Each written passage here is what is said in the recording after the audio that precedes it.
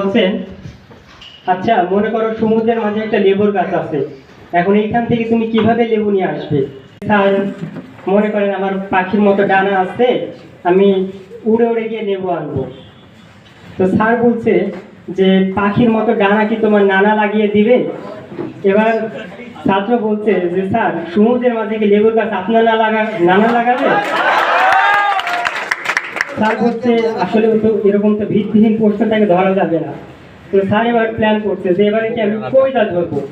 তো স্যার বলছে যে আচ্ছা এবার তুমি একটা কবিতা বলো। তো ছাত্র যখন বলছে যে জি স্যার আমি শুরু করলাম, স্যার বলছে জি বলো। ছাত্র বলছে কপাল ভিজিয়া যায় চোখের জলে। ছাত্র অবাক যে চোখের জল কিভাবে কপালে যায়। তখন ছাত্র বলছে স্যার আগে পরের লাইনটা শুনুন। কপাল ভিজিয়া যায় চোখের জলে, ঠ্যাং দুটি বাঁধা ছিল গাছের